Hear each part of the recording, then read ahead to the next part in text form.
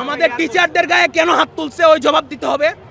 আমার বন্ধুদের গায়ে কেন হাত তুলছে ওই জবাব দিতে হবে। এক এক সময় এক এক নেতা কর্মী আসে, এই প্রধান ওই প্রধান আসে, আইসা ভাই রেস্কিউ করতে দিচ্ছে না ভালো করে। একজনের সাথে 50 জন লাইগা থাকে, আর এদিক দিয়ে রেস্কিউ করা যাচ্ছে না।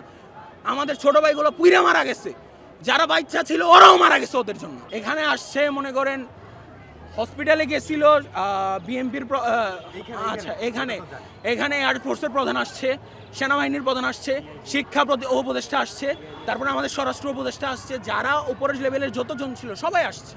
আসলে দরকার ছিল এখানে আসা, তাদের আসলে ওরা রেস্কিউ করবে, ওরা একটা মার কোল ফিরাই দিতে পারবে?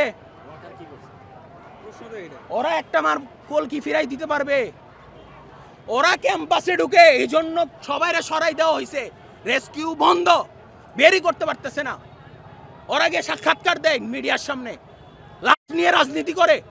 আমি তখন ছিলাম না, বাট আমি ভিডিও দেখছি, উনি বলতেছে আপনারা খুব ভালো কাজ করতেছেন। ওনার মুখে হাসি কিভাবে আসে ভাই? 200-র বেশি পোলাবাহিনী মারা গেছে, উনি হাসতে হাসতে বলতেছে সেনাবাহিনীরা আপনারা অনেক ভালো কাজ করছেন, আপনাদের কাছে আমি কৃতজ্ঞ, এনতেন আরো কত কি হাসতে হাসতে বলতেছে। মনে হইতেছে এনে মেলা হয়েছে, এক একজন আইসা আইসা দেখা যাইতেছে উপরের মহলের মানুষ।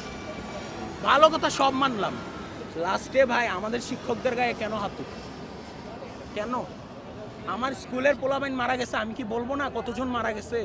এত বড় একটা প্লেন ক্র্যাশ হচ্ছে, গত 50 বছরে শুনছেন কোনো শিক্ষা প্রতিষ্ঠানে এমন হয়েছে? আমি বলবো না?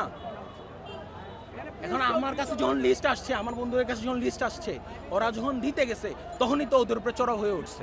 তাই আমাদের কাছে ওই লিস্টটা এখন আর নাই। আমরা কলেজ অথরিটিকে বলছি যে আপনারা লিস্টটা দেন।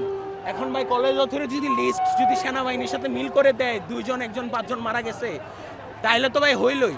আমরা ভাই বিচার চাই, লাশের সঠিক হিসাব দিতে হবে, আমাদের প্রত্যেকটা গার্ডিয়ানদের সান্ত্বনা দিতে হবে, আমাদের টিচারদের গায়ে কেন হাত তুলছে ওই জবাব দিতে হবে, আমার বন্ধুদের গায়ে কেন হাত তুলছে ওই জবাব দিতে হবে। ওরা আমার প্রিন্সিপাল, ওরা আমাদের শিক্ষকদের কাছে মাফ চাইতে হবে, তার আগে এনে লড়তেছে। ওরা বিনা কারণে মারছে, ও জাস্ট কতজন মারা গেছে ওটা বলতে গেছিল। এটা কি এইসব কি? কে মারছিল? আর্মি মারছে। আচ্ছা, কোন প্রেক্ষিতে আসলে আমি যমুনা টিভিকে ইন্টারভিউ দিচ্ছিলাম যে কালকে যে এতজন মারা গেছে এটা এত কম কেন হচ্ছে, যে এত কম ভাবে কেন ওরা বলতেছে 2জন মারা গেছে। আমি লাস্ট দিয়েছি 15-20টার মতো।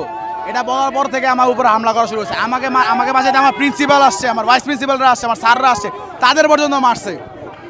আমাদের বিল্ডিংয়ের ভিতরে ঢুকে মারছে। আমি সারাদিন কাজ করার পর কি এতটুকু যোগ্য ছিলাম না যে নিজের সম্মান নিয়ে বেরোবো? চোরের মতো